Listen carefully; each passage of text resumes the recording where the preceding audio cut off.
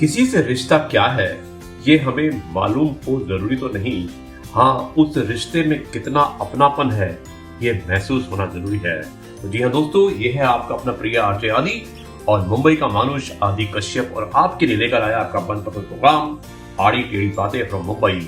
और आज है दिनांक 22 जुलाई 2020 और वेडनेसडे का दिन। तो आज के कार्यक्रम में मैं लेके आया हूँ तरह तरह की बातें, तरह तरह के किस्से और तरह तरह की कहानियां। इसको पहले शुरुआत करते हैं हम एक अपडेट के साथ में, और आज का अपडेट है कि 11,80,000 लोग अभी तक कोरोना वायरस से पीड़ित हो चुके हैं, पॉजिटिव केसेस आए हैं। इसके अलावा 37,000 लोग नए केसेस के साथ आए हैं, नए डिटेक्ट हुए हैं। तो 37,000 मतलब कि कल 40,000 लोग थे और आज 37,000 हैं, तो करीब 8 से 10% लोग कम हुए हैं। ये एक अच्छी बात है भारत के लिए, भारत में रहने वाले लोगों के लिए। उसके अलावा दोस्तों 28,500 डेथ हो चुकी हैं और पिछले 24 घंटों में जो डेथ हुई हैं वो करीब 500 डेथ है। दोस्तों अब आगे बढ़ते हैं कुछ खबरों के साथ में, और इस खबरों में मैं आपको बताना चाहता हूँ चाइना के बारे में। चाइना में एक विशेष प्रकार की कम्युनिटी है जो कि मुस्लिम लोग हैं, लेकिन उन्हें वीगर चाइनीज मुस्लिम कहा जाता है। ये एक ऐसी कम्युनिटी है जिसे कि चाइना पसंद नहीं करता है, और इनके लिए उन्होंने सेपरेट कुछ कैंप्स बनाए हैं, डिटेंशन सेंटर बनाए हुए हैं, जहां पे के करीब 15 लाख लोगों को रखा हुआ है। दोस्तों चाइनीज गवर्नमेंट की पॉलिसी ये है कि वो इन्हें किसी तरह से मारना चाहती है। अब कैसे मारना चाहती है, एक खुलासा हुआ है। करीब 1,25,00,000 वीगर चाइनीज मुस्लिम कम्युनिटी के लोग वहां पे रहते हैं चाइना के अंदर, और वो इन लोगों को डिटेंशन सेंटर में रखा हुआ है। इस डिटेंशन सेंटर में मारने के बाद उनकी बॉडी के जो पार्ट्स होते हैं उन्हें वो बेचते हैं, चाइना के लोग बेचते हैं। और इसके बारे में मालूम चलने के बाद में यूएन ने, यानी कि यूनाइटेड नेशंस ने, यूके ने, यूएस ने, सबने इसका प्रोटेस्ट किया है। और क्या कर रहे हैं चाइना के लोग, चाइना की गवर्नमेंट क्या कर रही है, इन मुस्लिम कम्युनिटी के लोगों को जो कि वीगर एक चाइनीज सब मुस्लिम होते हैं, वहां की कम्युनिटी के लोगों को स्टरलाइज कर रही है, यानी कि उनकी नसबंदी कर रही है, जिससे कि वो आगे किसी भी तरह से परिवार को अपने ना चला पाए। तो दोस्तों ये एक ह्यूमन राइट्स का वायलेशन है जिसका यूएन ने, जिसका यूएस ने, जिसका यूके ने प्रोटेस्ट किया है। बट अनफॉर्चुनेटली इसमें पाकिस्तान चाइना के साथ है, तो ये एक बड़े दुख का विषय है। दोस्तों अब मैं आपको थोड़ा सा बिहार के बारे में बताना चाहूंगा, क्योंकि मुझे एक फोन आया था जो बिहार में रहते हैं, हमारे दोस्त हैं, काफी परिचित हैं, और उन्होंने कहा कि अब जब आप सब चीजें कवर करते हैं तो बिहार की हालत बहुत खराब है, आप बिहार को भी कवर कीजिएगा। तो दोस्तों मैं आपको बताना चाहता हूँ, मैंने कुछ दिनों पहले बिहार को कवर किया था और तब से मैं रोज कवर कर रहा हूँ और काफी क्लोजली मैं उसको मॉनिटर कर रहा हूँ। तो मैंने आपको कुछ दिनों पहले बताया था कि बिहार में जो प्रवासी मजदूर थे, जो बिहार के रहने वाले थे, जब वो वापिस आए थे उसके बाद से वहां पे केसेस बढ़ने शुरू हुए और हाल ही में करीब 20,000 केसेस हो गए थे। और जब बिहार गवर्नमेंट को मालूम चला तो उन्होंने 15 दिन का लॉकडाउन लगा दिया। ये हाल था बिहार का। लेकिन उसके बाद लॉकडाउन के बाद एम्स जो कि पटना में है, वहां के हालात मैंने आपको बताए थे कि वहां पर एक आईएएस ऑफिसर जो कि डिप्टी सेक्रेटरी लेवल पे होम मिनिस्ट्री के अंदर थे, जब वो बीमार हुए और वो एडमिट करने के लिए उनको उनकी फैमिली लेके गई एम्स में, तो उन्हें एडमिट नहीं किया गया, उनको भी कोरोना वायरस पॉजिटिव था। और जब बाद में एडमिट किया तब तक बहुत देर हो चुकी थी और उनकी डेथ हो गई थी। दोस्तों इसी तरह मैंने बताया था कि वहां से एक डॉक्टर ने वीडियो भेजा था। उस वीडियो में उसने कहा था जो ओपीडी सेक्शन है वहां पर इतनी संख्या में लोग आए थे कि सोशल डिस्टेंसिंग को मेंटेन नहीं किया जा रहा था, यानी कि पीड़ित लोग ज्यादा है, डॉक्टर्स कम है। ये एक बहुत बड़ी समस्या है। मैंने दोस्तों आपको ये भी कहा था कि मोतिहारी एक जगह है वहां पर जिसमें कि एक पेशेंट ने, जिसे कि वेंटिलेटर पर टाइमली वेंटिलेटर नहीं मिला, तो ऑक्सीजन नहीं मिली और उसने अपना दम तोड़ दिया, तो वो भी कोरोना वायरस पॉजिटिव का केस था। और शायद मैंने कल आपको बताया था कि एक पेशेंट जो मोतिहारी के अंदर ही 3 दिन से अस्पताल में जा रहा था अपना टेस्ट कराने के लिए, लेकिन टेस्टिंग फैसिलिटी हॉस्पिटल के अंदर नहीं थी, और 3 दिन बाद उसके मोबाइल पर मैसेज आता है कि आपका टेस्ट नेगेटिव है। तो मैं ये पूछना चाहता हूँ बिहार सरकार से और वहां के प्रशासन से, और उसके अलावा वहां की मेडिकल संस्था से जो कि वहां के हेल्थ फैसिलिटीज को देखते हैं, जो हेल्थ मिनिस्ट्री है, कि जिस इंसान ने टेस्ट ही नहीं कराया तो आपने रिपोर्ट उसकी कैसे नेगेटिव दे दी है। ये एक क्वेश्चन मार्क है दोस्तों। शायद बिहार में इस समय जो हेल्थ सुविधाएं हैं वो प्रॉपरली नहीं हो पा रही हैं, जबकि टाइमली बता दिया गया था। मजदूर 3 ही स्टेट में ज्यादा है, बिहार, यूपी और झारखंड। उसके अलावा कुछ वेस्ट बंगाल से हैं। तो बिहार की गवर्नमेंट को पता था, ये 2 महीने पहले की बात है, कि मजदूर वापस आने वाले हैं और यहाँ पे केसेस बढ़ सकते हैं। उसके बाद भी ना वहाँ पे टेस्टिंग हो रही है, ना वहाँ पे मजदूरों का या वहाँ पे जो कोरोना वायरस के पॉजिटिव के केसेस हैं उनका ढंग से इलाज हो रहा है। और ये बात सिर्फ पेशेंट्स की नहीं है, मैं आपको बताना चाहता हूँ कि वहाँ पे जो PHMC, एक वहाँ पे PMCH सॉरी पटना में एक मेडिकल कॉलेज है और हॉस्पिटल भी है। तो वहां से भी अभी मालूम चला है कि करीब एक डेड बॉडी जो कि कोरोना वायरस का पॉजिटिव का केसेस था, और वहां पे एक डिपार्टमेंट है और उस जहां पे कोरोना सस्पेक्टेड वार्ड होता है, वहां पे उस पेशेंट की 3 दिन तक डेड बॉडी पड़ी रही है। एक तरफ पेशेंट्स थे और एक किसी की डेड बॉडी पड़ी थी। जस्ट इमेजिन के 3 दिन तक वो डेड बॉडी लोगों के बीच में पड़ी रही है और उसको लेने वाला कोई वारिस नहीं था, और ना ही वहां की हॉस्पिटल अथॉरिटी ने सोचा या वहां की मिनिस्ट्री ऑफ हेल्थ ने सोचा कि इसकी डेड बॉडी को भेज दिया जाए। उसके अलावा दोस्तों, वहां के मेडिकल में जो काम करने वाले डॉक्टर्स हैं, जो नर्सिस हैं, जो मेडिकल स्टाफ है, उन्होंने भी कंप्लेंट किया है कि वहां पर उनको प्रॉपर फैसिलिटी नहीं मिल रही है, यानी कि कोरोना से लड़ने के लिए फैसिलिटी नहीं मिल रही है। वहां पर वो बताते हैं कि करीब 70% डॉक्टर या मेडिकल स्टाफ भी कोरोना वायरस से अफेक्टेड हो चुके हैं। उसके अलावा ना उन्हें पीपीई किट मिल रहा है इलाज करने के लिए, ना उन्हें मास्क दिया जा रहा है, ना ग्लोव्स दिए जा रहे हैं, ना सैनिटाइजर दिया जा रहा है डॉक्टर्स के लिए, और एक मास्क जो उनको मिलता है वो 1 हफ्ते के लिए उन्हें इस्तेमाल करना पड़ता है। अगर डॉक्टर एक मास्क को 1 हफ्ते तक इस्तेमाल करेंगे तो आप सोच सकते हैं कि जो जीवन देने जाते हैं, क्या उनकी जीवन सुरक्षित है? ये एक बहुत बड़ा क्वेश्चन मार्क है दोस्तों। अनफॉर्चुनेटली ये एक बात ऐसी है, ये हेल्थ से रिलेटेड है, और मैं उम्मीद करता हूँ और मैं गुजारिश करता हूँ, मैं रिक्वेस्ट करता हूँ बिहार सरकार से कि शायद उन्हें इसका ध्यान देना चाहिए, क्योंकि नहीं तो ये बहुत बड़ी महामारी का रूप ले सकती है। दूसरी तरफ लोग शायद वहां पर सीरियस नहीं है। नालंदा के बारे में बताना चाहूंगा कि अभी एक हाल ही में एक वीडियो क्लिप आया था जो सोशल मीडिया पे, वहां पे दिखाया गया कि नालंदा में एक पार्टी होती है और उस पार्टी में ओपनली डांस हो रहा है, वहां पे म्यूजिक चल रहा है और वहां पे लोग अपनी बंदूक से के बल पर डांस कर रहे हैं और एंजॉय कर रहे हैं, विच इज नॉट गुड, जो सही नहीं है। मेरे ख्याल में प्रशासन को इसका भी ध्यान देना चाहिए। तो दोस्तों, धनबाद के बारे में बताना चाहूंगा। धनबाद झारखंड में है, वहां से कोई अच्छी खबर नहीं है। वहां पे एक ही परिवार के 6 लोगों ने एक करके दम तोड़ दिया कोरोना वायरस से, यानी कि एक परिवार में 6 लोग थे और 6 के 6 लोगों को कोरोना वायरस पाया गया और सबने एक करके दम तोड़ दिया। तो दोस्तों, ये था किस्सा और ये मैंने आपको बताई है सच्ची बातें जो बहुत जरूरी थी। मुझे उम्मीद है कि ये पसंद आपको आ रही होंगी जो मेरे अपडेट्स हैं। और इसके अलावा मैं आपको कहना चाहता हूं कि आनंद जो है, आनंद मौज मस्ती, ये ईश्वर की देन होती है। ये एक मैं छोटा सा किस्सा सुनाना चाहता हूँ कि आनंद मौज मस्ती ईश्वर की देन होती है, इसकी कोई कीमत नहीं होती है, आपको खरीदना नहीं पड़ता है। जबकि टेंशन जो हमें होती है, टेंशन की आपको खरीदना पड़ता है, टेंशन को आपको खरीदना पड़ता है, इसकी कीमत होती है, ये अर्जित करनी पड़ती है। दोस्तों, बिना किसी कारण के हम लोग टेंशन ले लेते हैं जबकि हम खुश रह सकते हैं। और इसके बारे में, टेंशन के बारे में एक छोटा सा मैं किस्सा सुनाना चाहूंगा कि एक बार एक व्यक्ति 3री मंजिल पर वॉक कर रहा था। वॉक करते करते उसे नीचे से आवाज आई कि करतार सिंह, आपकी बेटी का एक्सीडेंट हो गया है और उसकी डेथ हो गई है। तो जैसे ही उस इंसान ने यह बात सुनी, वो एकदम से बेहोश हो गया। उसे पता भी नहीं था कि उसको सीढ़ी से उतरना है, लिफ्ट से उतरना है, और बेहोशी की हालत में जैसे ही उसे होश आया, तुरंत उसने 3री मंजिल से छलांग लगा दी।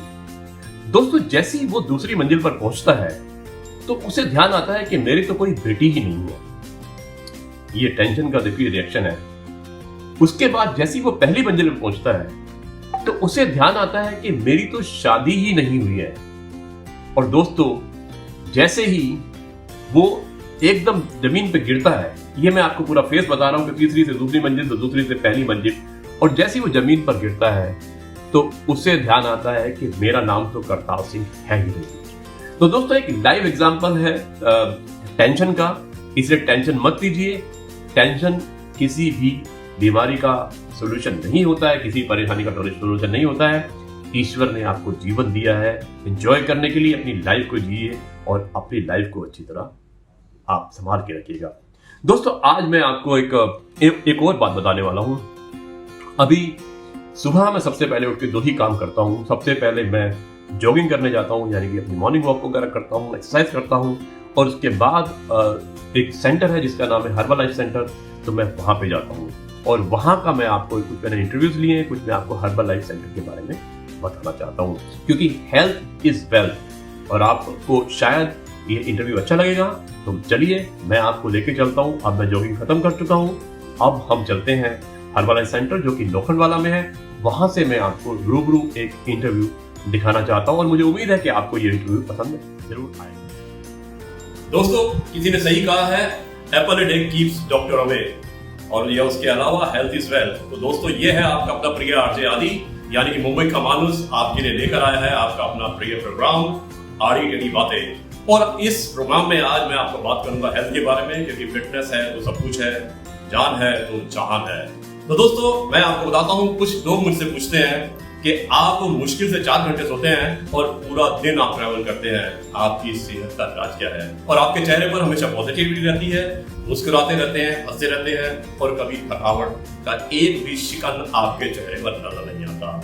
मैं आपको आज बताऊंगा कि मेरी हेल्थ टिप्स क्या है और मैं कैसे अपने आप को फिट रखता हूँ। तो दोस्तों, मैं आपको ये बताना चाहता हूँ कि मैं करीब 12 से 14 किलोमीटर रोज भागता हूँ, और उसके अलावा अच्छा खाना खाता हूँ, और सबसे अबाव और जो होता है वो मैं एक ऐसे दवाई को लेता हूँ, ऐसे टॉनिक को लेता हूँ, ऐसे आप कह सकते हैं सप्लीमेंट को लेता हूँ, जो कि हेल्थ के लिए बहुत जरूरी होता है। मैंने उनसे पूछा कि आप नाश्ते में क्या खाते हैं? किसी ने कहा मैं पराठा खाता हूँ, किसी ने कहा मैं पिज्जा खाता हूँ, किसी ने कहा कि मैं डोसा खाता हूँ। तो जब उन्होंने मुझसे पूछा कि आप क्या खाते हैं, तो मैंने कहा कि मैं सिर्फ एक शेक पीता हूँ। कैसे? तो मैं आपको बताता हूँ कैसे। दोस्तों, मैं यहाँ पे जो आया हूँ ये है हर्बल लाइफ सेंटर, और इस हर्बल लाइफ सेंटर में आपको मैं बताने वाला हूँ कि यहाँ पर जो मैं करीब 7 साल से इसका इस्तेमाल कर रहा हूँ, और यहाँ पे आने के बाद मुझे ब्रेकफास्ट करने की जरूरत नहीं है, यही मेरा ब्रेकफास्ट है। मेरा ब्रेकफास्ट क्या है मैं आपको बताता हूँ, आइए मेरे साथ। मैं आपको दिखाता हूँ कि सबसे पहले मैं शुरुआत में एक देता हूँ यहाँ पे एफ्रेश, और जो ये एफ्रेश है इसको मैं सिर्फ एक गर्म पानी जो होता है, एक गिलास पानी, उसके अंदर 1 चम्मच डालता हूँ और उसको मिक्स करके इसको सुबह पी लेता हूँ। उसके बाद मैं जाता हूँ और फिर मैं अपने लिए एक ये लेता हूँ, जो आप देख सकते हैं कि पाउडर होता है। ये पाउडर पूरा प्रोटीन है, इसमें कार्बोहाइड्रेट है, इसमें सारी फैसिलिटीज हैं, और आप इसे देख सकते हैं। इसकी 4 चम्मच और एक 200 ml मिल्क होता है या पानी होता है, उसमें आप मिला सकते हैं, और उसके बाद उसका एक शेक बनाकर मैं उसको पीता हूँ। और दोस्तों, मैं आपको बताना चाहूंगा कि जितनी कैलोरीज आपकी बर्न होती है, उससे ज्यादा कैलोरीज आपके इसके अंदर मिलती हैं। आपको जितनी कैलोरीज आप एक ब्रेकफास्ट में, परफेक्ट ब्रेकफास्ट में जरूरत होती है, उतनी ही कैलोरीज आपको इसमें मिलती है। अब मैं आपको मिलाना चाहूंगा जिनकी वजह से, जिन 7 सालों से, और मैं आपको बताना चाहता हूँ कि मैं कभी हॉस्पिटल नहीं गया, कभी डॉक्टर के पास नहीं गया, और मैं हमेशा सिर्फ और सिर्फ इसका इस्तेमाल करता हूँ सुबह, और पूरा दिन मेरा बहुत अच्छा जाता है। 4 घंटे मुझे खाने की कोई जरूरत नहीं है। तो मैं आपको मिलाना चाहता हूँ, मेरे साथ है कमल भाई, जो इस न्यूट्रिशन सेंटर के हेड हैं और हर्बल लाइफ सेंटर के, और वो आपको बताएंगे कि इसमें क्या मिला होता है और किस वजह से हम अपना इम्यून सिस्टम अप रखना चाहिए। स्पेशली जब कोरोना का टाइम है, तो शायद हमें बहुत जरूरत है कि हमें अपने आप को पूरा फिट रखना चाहिए। तो मैं कमल भाई से पूछना चाहूंगा, कमल भाई आप ये बताइएगा कि कई लोग ये कहते हैं कि ब्रेकफास्ट जो होता है वो बहुत ज्यादा होता है, और इसमें सिर्फ 1 गिलास आप शेक देते हैं और कुछ गर्म पानी देते हैं, तो उससे कैसे ये सब्स्टिट्यूट कर सकता है पूरे ब्रेकफास्ट को, और उसके अलावा इसके क्या बेनिफिट्स है और क्या इसका कोई साइड इफेक्ट नहीं है? तो मैं आपसे पूछना चाहूंगा, क्योंकि यहाँ पे आप लाइव है और मैं अपने सुनने वालों को आरजे आदि फ्रॉम मुंबई चमानुस आप सबको बताना चाहता है कि हर्बल लाइफ के क्या बेनिफिट्स है। I am not marketing for it, but मैं आपको एक सच्चाई बताना चाहता हूँ, क्योंकि मैं खुद ये 7 साल से इस्तेमाल कर रहा हूँ। कमल भाई। हेलो फ्रेंड्स, मेरा नाम कमल जुडेजा है एंड हर्बल लाइफ से मैं कनेक्टेड ऑलमोस्ट 10 साल से हूँ। 10 साल से मैं ही नहीं, मेरा पूरा परिवार ये न्यूट्रिशन फूड खा रहा है एंड सभी एक हेल्दी लाइफ जी रहे हैं। एंड एक चीज समझ पड़ी कि हमें जिंदगी में जो सुबह नाश्ते की जरूरत है, ऐसा नॉर्मली कहते हैं जो हम नाश्ता खाते हैं, पोहा है, उपमा है, परोठा है, कार्बोहाइड्रेट्स चीजें हैं रिलेटेड, वो basically is called sugar and हम दिन की शुरुआत शुगर से करते हैं, एंड तक शुगर लेते हैं। अगर दिन में देखें, this is a meal replacement program जहाँ पे एक हेल्दी फूड है। इसकी शुरुआत लेने से एक चीज है कि मेरी दिन भर की न्यूट्रिशन फूड की रिक्वायरमेंट पूरी हो जाती है, और एक चीज है इसके अंदर वो सारी चीजें हैं जो हमारी हेल्थ के लिए जरूरत है, और इसके अंदर वो सब चीजें हैं जो हमारी हेल्थ को इम्प्रूव कर सकती है। सो आज का टाइम जो आज देख रहे हैं, it's a very big scenario going on related to corona, immune system. एक चीज है कि हमें हेल्दी चीज खानी है, हेल्दी फूड खाना है। So I start my day from last 10 years I am having this, and I start my day with this complete best nutrition what I can say, and having and feeling wealthy and healthy. एक बहुत अच्छा लग रहा है, एक अच्छी life जी रहे हैं, एक अच्छी lifestyle. And other than that, not only this, definitely it is always said 80% nutrition काम करता है, 20% एक्सरसाइज। रोज सुबह हमारी फिटनेस और एक्सरसाइज रिलेटेड हम थोड़ी वर्कआउट करते हैं, एंड डे इज मेड, कहते हैं ना कि we enjoy the day. Thank you very much. Back to So, आपने देखा कि जान है तो जहान है, और कमल भाई ने कितने अच्छे तरीके से हमें बताया कि हर्बल लाइफ सब्स्टिट्यूट करता है हमारे ब्रेकफास्ट को, और साथ में उन्होंने ये भी बताया कि इसके कोई साइड इफेक्ट नहीं होते क्योंकि ये हर्बल लाइफ है, इसमें हर्ब्स होते हैं और कई तरह की जड़ी बूटियों से मिलकर बनता है। दूसरा मैं आपको ये बताना चाहता हूँ दोस्तों कि कमल भाई ने इस समय जबकि सोशल डिस्टेंस मेंटेन करने की जरूरत है, तो मैं आपको बताना चाहता हूँ कि किस तरह से उन्होंने सोशल डिस्टेंस मेंटेन किया हुआ, किस तरह से पूरा हाइजेनिक पॉइंट ऑफ व्यू से अगर आप बाहर से भी एंट्री करते हैं तो बाहर भी उन्होंने सैनिटाइजर लगाया हुआ है कि आप जब एंट्री करते हैं तो एंट्री करने पे आपको ये सैनिटाइजर दिखता है, और उसके बाद जब आप अंदर आते हैं तो कमल भाई खुद आप देखिए कि एक कोने में खड़े हुए हैं, और ये आप देख सकते हैं कि ये इन्होंने डिस्टेंस को मेंटेन किया हुआ है, यानी कि चिपक के लोग नहीं बैठ रहे हैं। एक सीट पर इधर बैठे हैं, फिर 2 फीट का डिस्टेंस इधर है, फिर एक डिस्टेंस उधर है, आप देख सकते हैं उधर बैठे हुए हैं, उधर बैठे हुए कमल भाई। तो डिस्टेंस को, एक सफाई को मेंटेन किया हुआ है। उसके अलावा इन्होंने टाइम फिक्स किए हुए हैं सभी के आने के, कि ऐसा नहीं है कि एक समय में सारे आना है, क्योंकि मेंबर 150 मेंबर्स हैं इनके, पर जो धीरे धीरे लोग आते हैं और उन्होंने टाइम दिया हुआ है कि इतने समय के लिए, और उन्होंने कहा हुआ है कि 15 मिनट से ज्यादा नहीं बैठना है, क्योंकि आज हमें ध्यान रखना है, सोशल डिस्टेंस को मेंटेन करना है और अपने आप को भी ध्यान रखना है। उसके अलावा आप ये भी देख सकते हैं कि यहाँ पे आप ये रोज ये लिखते हैं कि don't panic, take precautions, section 144 imposed in Mumbai, avoid sitting in club for more than 10 minutes। so 15 minute मैंने शायद गलत बोला है, 10 मिनट कर दिया इन्होंने, और enjoy your shake in minimum.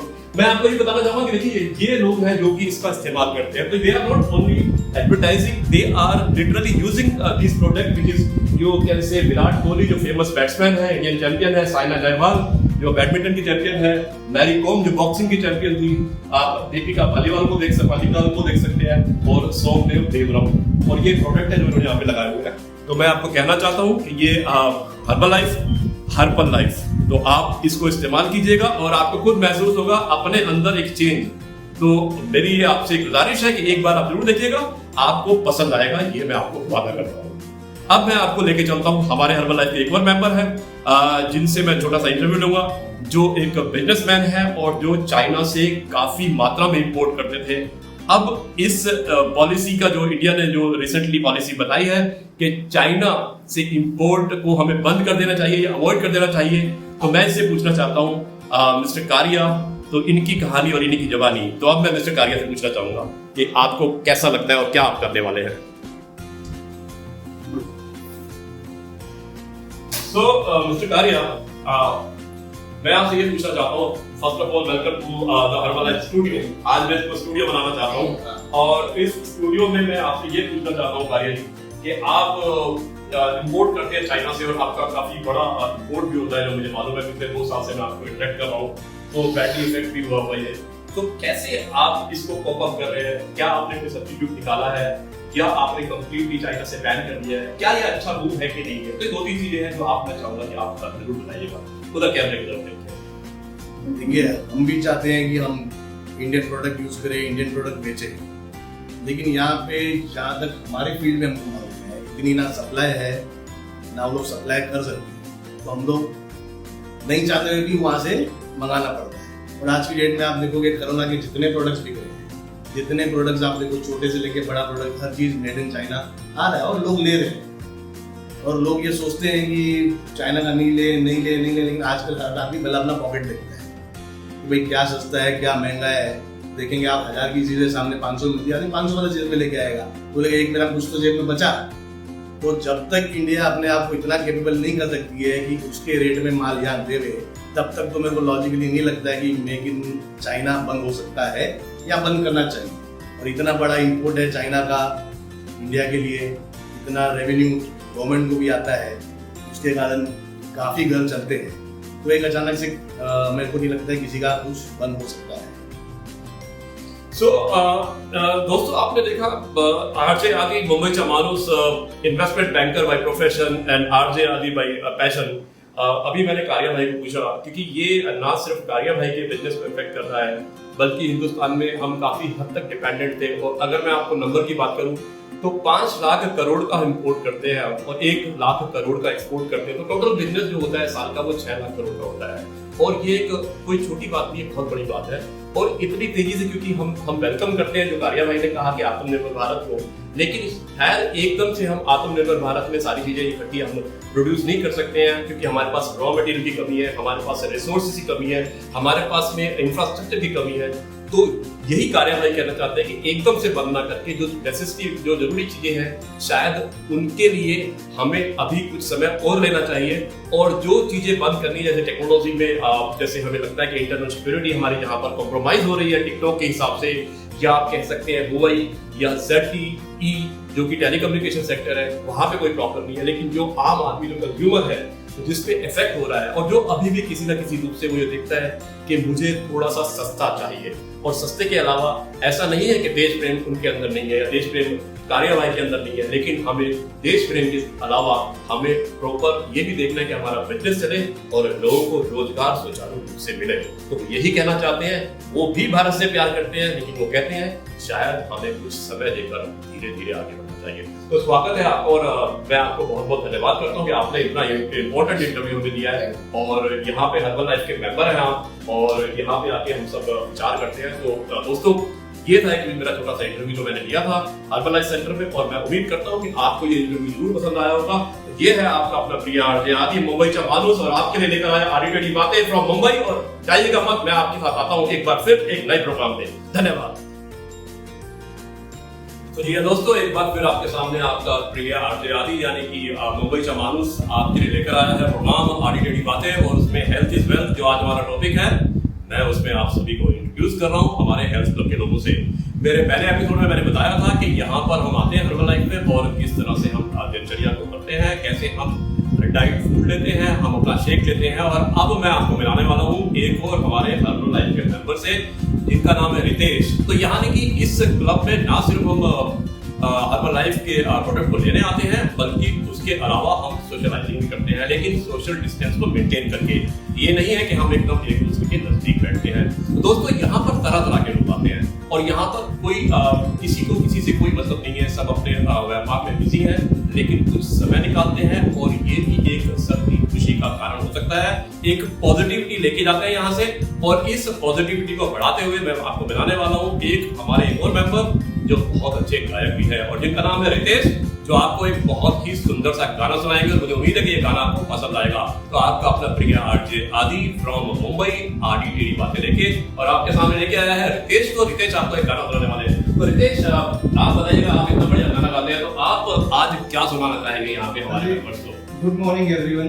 Good morning. Kishore Kumar का गाना गाएंगे जी, तो आप सुनाइएगा। होप सो आपको पसंद आए। जरूर आएगा क्योंकि हम आपको पिछले 5 साल से सुन रहे हैं और आपके गाने की ना सिर्फ हमारे क्लब में बल्कि क्लब के बाहर के लोग भी बहुत पसंद करते हैं, और हम उम्मीद करते हैं कि ये गाने को हम सभी पसंद करेंगे। और इसको सुनने वाले दुनिया के बहुत सारे लोग हैं, करीब 2.5 लाख सब्सक्राइबर है हमारे, और मुझे उम्मीद है कि सबके सब इस गाने को सुनेंगे और जिनको आपका गाना अच्छा लगेगा। तो आप एक गाना सुनाइएगा।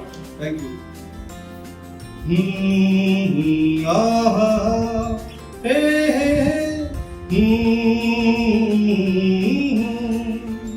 आने वाला पल जाने वाला है, आने वाला पल जाने वाला है। हो सके तो इसमें जिंदगी बिता दो, पल जो ये जाने वाला है।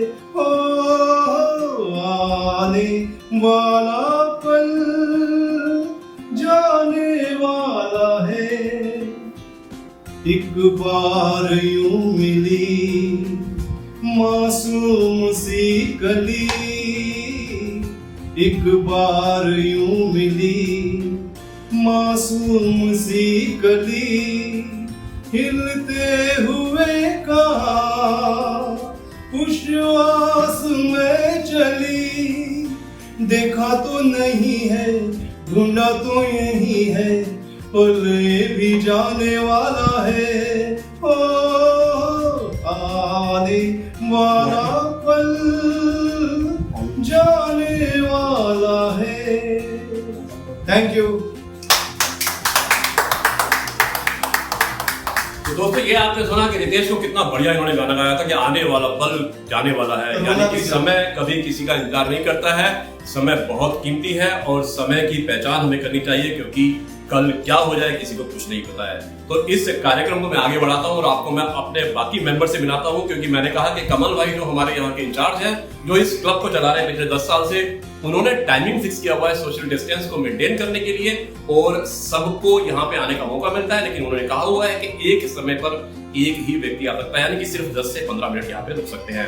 तो अब एक नया मैच आया है और आज शायद मैं ओवर टाइम कर रहा हूँ, क्योंकि मुझे रिकॉर्डिंग करनी थी। मैं आपसे माफी चाहता हूँ कि मैं इस नियम को तोड़ रहा हूँ, लेकिन इस नियम को तोड़ने के लिए भी कारण था। मैं चाहता था कि आप मनोरंजित हो, हमारे क्लब के बाकी लोगों से मिले, उनके बारे में जाने, ना सिर्फ हर्बल लाइफ के बारे में जाने, बल्कि हर्बल लाइफ परिवार में किस तरह के लोग आते हैं, क्या कहते हैं, किस तरह से वो अपने विचारों को रखते हैं, किस तरह से वो महसूस करते हैं, मैं ये भी आपको बताना चाहता था। तो अब मैं आपको मिलाना चाहता हूँ मिसेस कारिया को, जो हमारे साथ में है। और मिसेस कारिया जो है एक समाज सेविका भी है और ये संघ के लिए भी काम करती हैं, और यहाँ लोखंडवाला में, और ना सिर्फ लोखंडवाला, बॉम्बे में भी इन्होंने बहुत अच्छे सामाजिक कार्य किए हैं। और इस समय कोरोना वायरस के टाइम पर ये बहुत ही सोशल सर्विसेज कर रही है, लोगों को सपोर्ट कर रही है, गरीब लोगों के लिए खाना या भूखे लोगों के लिए कपड़े आदि का भी इंतजार कर रही है। ये मिसेस कारिया है।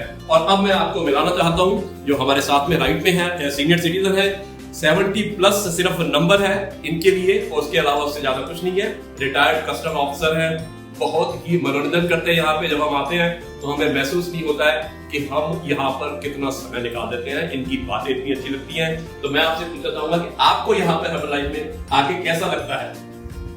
मेरे को तो आके बहुत ही अच्छा लगता है कि वैसे लाइफ तो सब जगह है, लेकिन ये हर्बल है और हिंदुस्तान में हर्ब की मिलता है कि हमको सब हर्बल ही लेना चाहिए जी।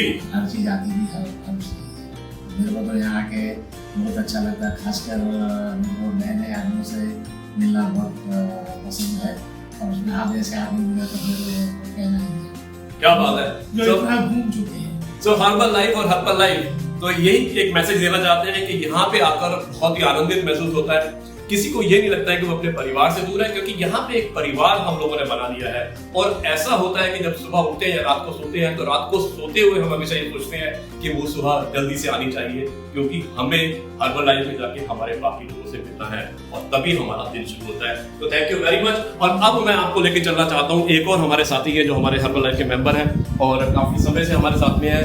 आप पायलट है एयर इंडिया में, काफी सीनियर पायलट है, कमांडर है रादर, और आप इंटरनेशनल फ्लाई करते हैं, भारत से विदेशों में जाते हैं, एयर इंडिया के साथ आप कार्यरत हैं। और आप भी जब भी आपको समय मिलता है, जैसे मैं बाहर बहुत ज्यादा ट्रैवल करता हूँ, उसी तरह से आप भी ट्रैवल करते हैं, जब भी आपको मौका मिलता है आप इंश्योर करते हैं, बॉम्बे में होते हैं, कि आप हर्बल लाइफ सेंटर में आके कुछ समय हम लोगों के साथ बिताए और हम इनके ट्रैवल का फायदा उठाते हैं, इनसे इनकी यात्रा के बारे में, इनसे पूरे विचारों की बातें करते हैं, इनसे जानना चाहते हैं कि विदेशों में क्या हो रहा है। और इसी तरह से आज हम आपसे पूछना चाहते हैं कि आप एयर इंडिया में हैं और आप इतनी सेवा कर रहे हैं भारतीयों की, स्पेशली जो एनआरआई है, क्योंकि आप इंटरनेशनल फ्लाइट उड़ा रहे हैं, तो नॉन रेजिडेंट इंडियन जो भारत के लोग फंसे हुए हैं विदेशों में, उनके लिए आप बहुत सहायता कर रहे हैं और एक भगवान के रूप में आप उनके पास जा रहे हैं। आप अपनी सेहत का और अपने सेहत की ध्यान नहीं रख रहे हैं, जबकि हमने सुना था कि एक फ्लाइट उड़ी थी जो कनाडा गई थी दिल्ली से, और उसमें जो पायलट थे उनको कोरोना वायरस अटैक हुआ और वो उनकी ईमानदारी थी कि उन्होंने बताया कि मुझे कोरोना वायरस है, और उससे इमीडिएटली उन्होंने फ्लाइट को वापस लिया, दिल्ली वापस फ्लाइट आई और फिर नई फ्लाइट जो है दूसरी फ्लाइट हुई। तो मैं आपका यहाँ पे स्वागत करता हूँ हर्बल लाइफ में। और आप बताइएगा कि आप तो पूरा वर्ल्ड वाइड ट्रैवल कर रहे हैं, आपको मालूम है कि इंटरनेशनल ट्रैवल बैन हो चुका है और आप एसेंशियल सर्विसेज में आते हैं, क्योंकि आप कुछ भारतीय जो फंसे हुए हैं फॉरेन में, चाहे वो मिडिल ईस्ट में हो, अमेरिका में हो, कनाडा में हो या वर्ल्ड के किसी भी देश में हो, वहां पर जाकर उनको ला रहे हैं। तो आप कैसा आपको लगता है जब विदेशियों में विदेश जाके हम उनसे मिलते हैं, एनआरआई से बातें करते हैं, तो वो कैसा फील करते हैं? क्या वो वापस आना चाहते हैं या वो वहीं पर रहना चाहते हैं? हम आपसे पूछना चाहते हैं। अभी आज की तारीख में तो सारे वापस ही आना चाहते हैं, क्योंकि बाहर तो सिचुएशन बहुत ही ज़्यादा खराब है, तो हर कोई अपने घर वापस इंडिया आना चाहता है। तो air India Vande Bharat mission के हिसाब से काफ़ी अच्छा काम कर रही है। जो बाहर जो लोग फंसे हुए हैं और जिनको यहाँ पे इंडिया वापस आना है, एयर इंडिया की सारी इंटरनेशनल फ्लाइट्स अभी शुरू हैं और वंदे भारत मिशन के अकॉर्डिंग वो लोग सारे भारतीयों को वापस लेकर आ रहे हैं। और हर्बल लाइफ तो मैं ऑलमोस्ट यहाँ पे 5 से 6 साल से आ रहा हूँ रेगुलरली, और मैं जब भी घर पे होता हूँ तो मैं मेरा मॉर्निंग ब्रेकफास्ट जो फूड है मिल्कशेक होता है, मैं यही पे आता हूँ, मुझे बहुत अच्छा लगता है। तो कितना बढ़िया कहा। और मैं आपको इनके बारे में कह सकता हूँ कि बहुत ही पॉजिटिव विचारधारा के हैं आप, और ना सिर्फ आप आते हैं। हर्बल लाइफ की खूबी ये है कि जो परिवार है वो हर्बल लाइफ परिवार के अलावा हमारा अपना खुद का भी परिवार आता है। जैसे मैं है तो मेरा परिवार पूरा यहाँ पे आता है। इसी तरह से जो पायलट साहब हैं, इनकी wife she is running A travel agency, she also regularly comes here.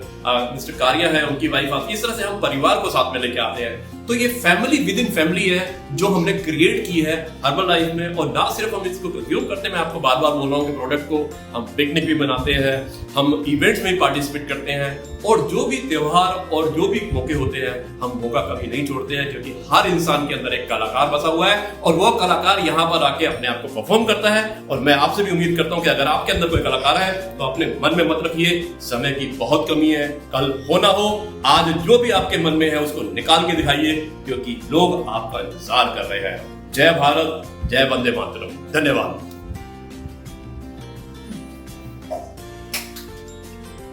दोस्तों अब मैं आपको सुनाता हूं एक कविता, और कविता का शीर्षक है फिर भी ना जाने क्यों पिता पीछे रह जाता है। तो कविता के सार इस प्रकार है, और मुझे उम्मीद है कि यह कविता आपको पसंद आएगी। माँ 9 महीने पालती है, माँ 9 महीने पालती है, पिता 25 साल पालता है, फिर भी ना जाने क्यों पिता पीछे रह जाता है। माँ बिना तनख्वाह घर का सारा काम करती है, पिता पूरी कमाई घर पर लुटा देता है, फिर भी ना जाने क्यों पिता पीछे रह जाता है।